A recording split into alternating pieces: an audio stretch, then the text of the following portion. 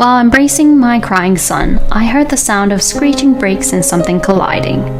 Immediately after, I heard my mother-in-law's voice. "Oh dear, I didn't see them." She probably didn't check on the person she hit. She said it with a half smile. Ignoring her, I continued to embrace my son and rush towards the fallen person. "My husband is in trouble. Please call an ambulance." "Huh? What? Why are you there? Evan, who did I hit?" My mother-in-law turned pale as she quickly realized her mistake. "My name is Emma, 25 years old. I lost my parents at a young age and grew up in a facility. It's a common story. At first, I was quiet and withdrawn, but by the time I left the facility, I had become an optimistic person after meeting someone that was like an older brother figure.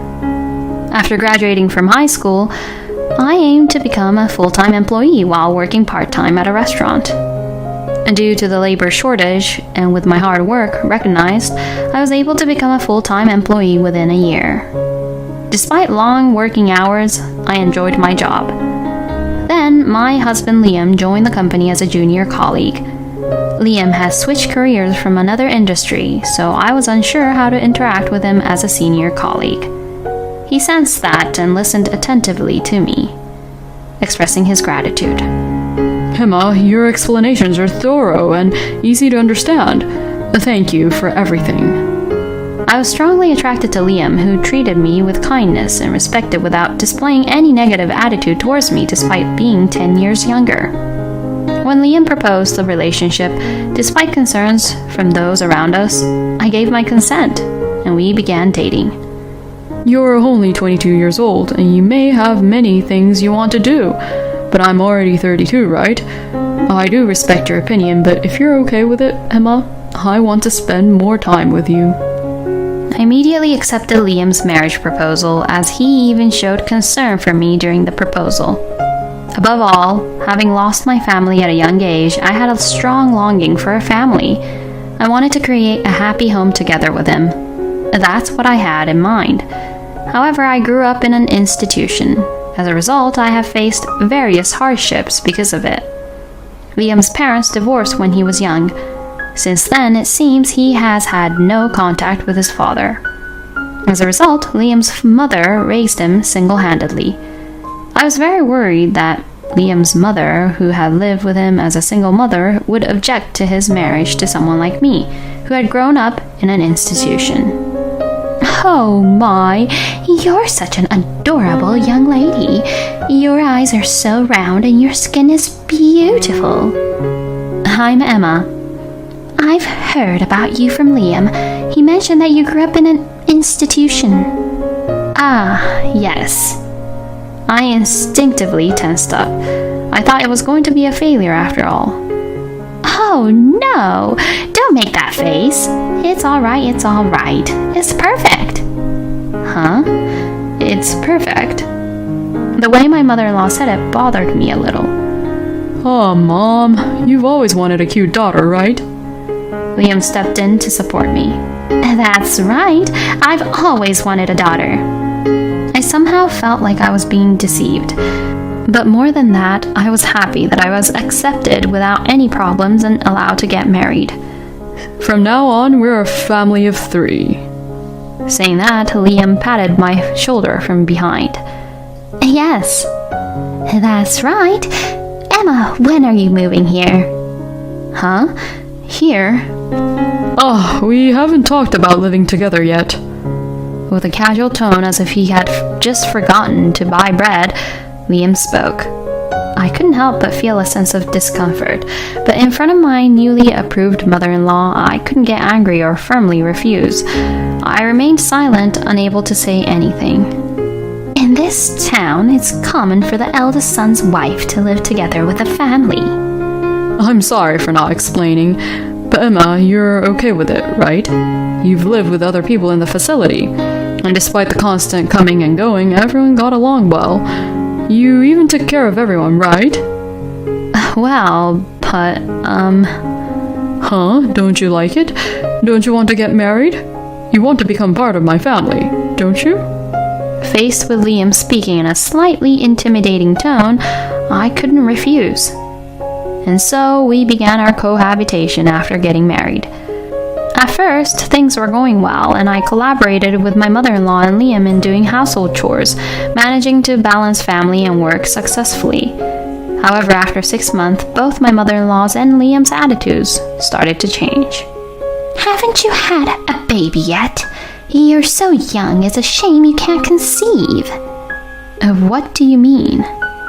Mom, stop it. I'm eating right now. You can talk about that stuff when I'm not around, Liam uttered in a deeply annoyed tone. Liam said it not to defend me, but because he doesn't want complaints about his wife in front of him, as it would ruin his appetite. You too. Honestly, even though you look decent, your housework and salary are just average, and now you can't even have children. What's the point of getting a wife? And did you choose properly? No parents, a lonely young woman. Her housekeeping is decent and she hasn't been with any other men. She's clean and her appearance is decent. She meets all the conditions you mentioned, doesn't she? I wish they would have such discussions, at least when I'm not around. Is it just because I'm young and selfish that I feel this way? Do other wives endure such things in the world? While thinking about these things, I could only pretend not to hear as I continued doing the dishes. Even though such conversations happen on a daily basis, I still want to create a happy family somehow. Maybe things will change if we have a child. I believe that if I worked harder on housework and improved my salary, things would get better. Since having a child is a precious gift, I made an effort to work overtime and earn more money than when I was single. I also felt the need to excel in housework, so I would finish cleaning and laundering before work, and when I returned home, I would prepare dinner for the 3 of us and continue with more housework. It's frustrating because my mother-in-law, who probably did the housework before I came, stopped doing it after we started living together and would only complain, leaving me to handle everything. Since you used to take care of a large number of people, it shouldn't be a big deal to handle just 3, right? I was made to do all the household chores by myself, even when I came home after working overtime. Liam now works at the head office instead of the field, and he often finishes work on time. However, he rarely helps with household chores. Without defending me against my mother-in-law, Liam would come home and lock himself in his room.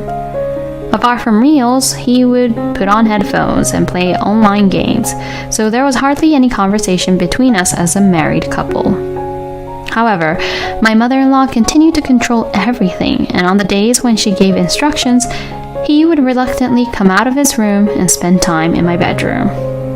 And finally, the day came when I could no longer bear being under complete control. You did it! It's a baby! A baby! My condition worsened, so I went to the hospital for a checkup and discovered that I was pregnant. It had been a year since our marriage, and it was a long-awaited moment. During my pregnancy, my mother-in-law's attitude improved so much that she seemed like a completely different person and became kinder. However, I wanted to continue working, but due to my mother-in-law's actions, I was forced to quit my job. She's supposed to be on her break right now, isn't she? She's not answering the phone. She started calling the store to reach me. Ma'am, sometimes breaks can be rescheduled when she's busy. But she's pregnant, you know. What do you think about that? What if something happens to the baby? My grandchild. What will you do? You're not making her carry heavy objects, are you?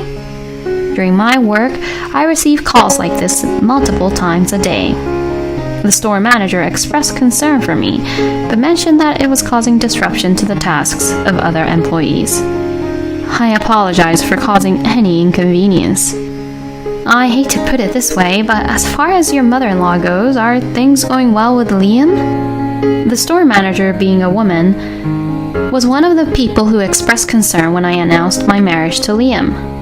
However, despite her genuine worries and advice, I chose to ignore them and got married anyway. I couldn't say such things as our married life isn't going well while being pregnant. After that, my mother-in-law took the lead in household chores, ensuring healthy meals, moderate exercise, and proper sleep. I followed my mother-in-law's instructions and lived a restricted life, managing my weight according to the ideal for a pregnant woman, all the while thinking about the well-being of the baby. And I safely gave birth to a healthy baby boy. He's such a cute little boy. Both Liam and I have curly hair, but this child takes after you, Emma, with smooth and beautiful hair. During the pregnancy, my mother-in-law insisted that her grandchild should have smooth and straight hair because she was self-conscious about her own curly hair. While I believed that our child would be adorable either way, I felt relieved that my mother-in-law had expressed such a preference.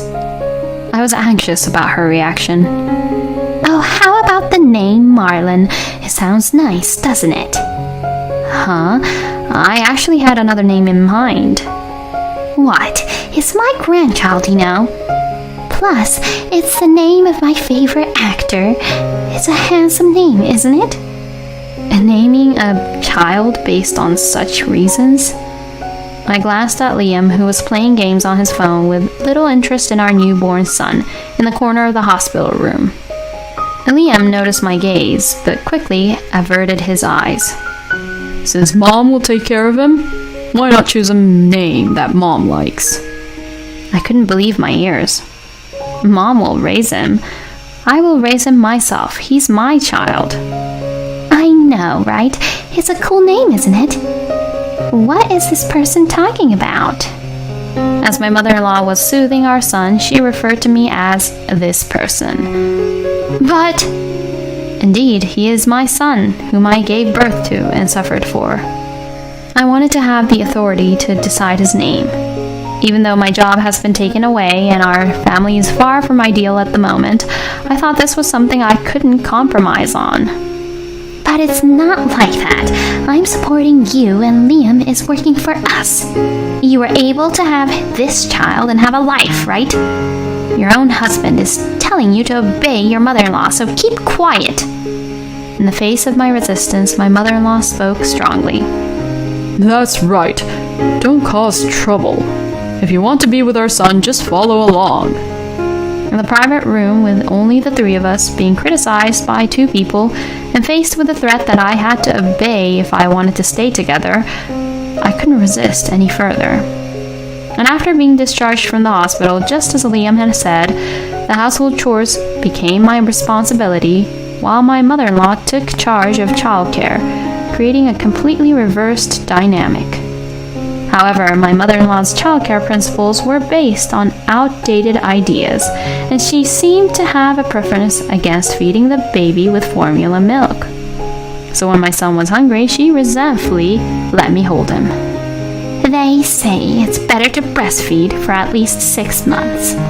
Until then, I guess you're necessary, so there's no helping it. She continues to say such things. I was anxious about what would happen after 6 months. Would I be kicked out, perhaps? It was impossible for me to leave without a job. Moreover, even if they were to drive me out, I would never let go of my son. But would they really separate a mother from her child like that? I was full of anxiety, and simply getting through each day was a struggle. My son, born in the summer, was growing healthily and thriving, oblivious to my anxious feelings, and had started crawling. Susie, how about taking him out and letting him interact with other children soon? Huh? You don't have to think about that. Well, I guess it's not a bad idea. Then, how about the day after tomorrow? There seems to be an event at a nearby park. Well, fine then. I don't want people to think I'm weird. You're coming with me the day after tomorrow. It's good that I come along too? I didn't think I would be able to go together. I still worried about my son, who was mostly interacting with my mother-in-law, so I thought it would be good to provide him with some stimulation. Don't get the wrong idea. I'm the one who will mainly do the talking, okay? After all, you haven't been involved in childcare, have you? I thought it might be my mother-in-law's fault for not letting me, but I didn't want to say anything that would upset her and prevent me from going out with my son, so I kept quiet. And then, on the day of the event, I was able to spend a delightful time with my son. The event staff perhaps unaware of the situation, or perhaps because I introduced her as my mother-in-law, seemed to understand something. And even if my mother-in-law tried to do something with my son, "Since it's your first time, let's do it together with Mom." They guided us in this way. As a result, I was able to spend an unexpectedly long time with my son. I thought I would be criticized on the way back home, but my mother-in-law remained eerily silent and seemed to be deep in thought. Please bring Marlon inside. You're not a good driver, so I'll do it. Yes, thank you. Oh, but I want you to look behind, so come out at least once. I wonder if my son is tired from playing so much. I carefully lifted my soundly sleeping son out of the child seat, holding him to not wake him up, and gently laid him in the baby bed. At that moment, I heard a sound of collision and brakes, followed by my mother-in-law's voice. Oh dear, I didn't see. What I saw from the entrance was my mother-in-law, who made no attempt to rush to help the person who had collapsed. Instead, she loudly and artificially made excuses, seemingly for the benefit of the neighbors. The fallen person was my husband. My husband is in trouble. Please call an ambulance quickly. Huh? Why are you there? Then who did I hit? My mother-in-law's face turned pale in an instant. Yes, she had mistaken my husband for me and pretended to park the car by reversing straight into him. Quick, call an ambulance. You ran over Liam. No, that can't be. I mean, I checked the jacket. I made sure I had the right jacket. I was in shock, and although I held some resentment, I couldn't bring myself to believe that my mother-in-law was unable to make a phone call. After all, she was someone I had once loved. I rushed to the phone and called an ambulance, and at the same time, I called the police. Liam managed to survive, but the impact to his lower back was severe. This meant that walking freely would be challenging for him from now on, and he would rely on a wheelchair for mobility. Additionally, his shoulders seemed to have taken a significant hit, affecting the functionality of his dominant hand, and his right wrist appeared to have limited movement as well. Let's get a divorce. I never expected my mother to go this far. I'm sorry for dragging you into all the mess between my mother and me. I truly apologize. When Liam woke up, he inquired about his own condition and what had happened to his mother from the doctors and the police. It was as if a weight had been lifted off his shoulders, and he sincerely apologized to me. Instead of just apologizing, I wish you had focused more on me and our son and protected us. I wanted you to make an effort to become a family. I'm sorry for taking away the best time of your life. I don't know what I can do in this condition, but I want to do everything I can. Remember those words. After confirming that Liam's condition has stabilized and obtaining temporary discharge permission, I headed to the prison where my mother-in-law was. It would have been enough to simply divorce Liam, but that alone didn't satisfy me. It's been a while, mother-in-law. I thought there might be words of apology, but that hope vanished in an instant. It's because of you that I ended up in this place. What about my grandchild? How is Marlon doing? If I leave him in the hands of a useless person like you, Marlon will be ruined. I was astonished by her rotten mindset. However, now, despite her assertiveness, my mother-in-law, who was dressed plainly and without makeup, appeared small. When I came here, I thought maybe there was no need for further blame, but I felt no need to hold back in response to my mother-in-law's attitude. I felt relieved and ready to confront her with the appropriate consequences. No matter how much you try to act tough or belittle me, you're a criminal locked behind bars, and you can't do anything more. I, on the other hand, am free to do whatever I want. What kind of disrespectful talk is that coming from a foolish daughter-in-law like you? I'm not your daughter-in-law anymore. I'm a complete stranger. What? We got divorced. I couldn't bear the attacks from my mother wanting a grandchild, so as a result I forcibly found a woman who met my mother's conditions and made her have a child. Never expected it would come to the point of causing harm. I can't keep up with you anymore either, mother or not. Can't keep up, huh? What about Marlon then? We don't need a daughter-in-law like you anyway. The important thing is our grandchild, and I do care about you, Liam, even if it was a mistake. Yes, that's right. You mistook Liam because he was wearing the sweater that you gave me. On that day, as it had been a long time since I went out, I didn't have any appropriate clothes to wear. After giving birth, I didn't have much time to rest and was constantly active, so I lost weight. My mother-in-law was unusually kind to me. Don't you have anything suitable to wear? It's cold today. I'm not wearing this right now, so I'll lend it to you. And she lent me a branded eye-catching orange sweater. Then, at that moment when I was trying to lay Marlon down on the bed, he suddenly woke up and started crying. I was having trouble separating from my son, so I happened to ask Liam, who was about to go out, saying he was going shopping nearby, to help me guide the car. And since Liam was slightly dressed, I thought he might feel cold while guiding the car. He seemed fine with it, despite being a man, so I lent him the sweater. That's right. I marked it so that I wouldn't hit anyone other than you. But you had to meddle unnecessarily. It's because of you that I'm here. This is a prison. You're currently awaiting trial and the police are listening in from behind. So it was planned, right? Because you gave birth to a grandchild but became useless and keep lingering around. Maybe if you get hospitalized, there will be a period when you're not here, right? Just kicking you out might result in you taking Marlon away, you know? Is that so? So you deliberately stepped on the accelerator thinking it was me. We are getting divorced, so you are a stranger to me. Marlon is also a stranger to you, and you have no visitation rights. Do you even realize where you are? That's exactly what would negatively impact Marlon. I imagine my mother-in-law had a look of frustration, and she began pleading with Liam while crying. Liam, you'll help me, right? Just get me out of here for now. Didn't I already say I can't handle this anymore? I have no intention of helping you. And I don't plan on letting you see our son, or even showing you his picture ever again.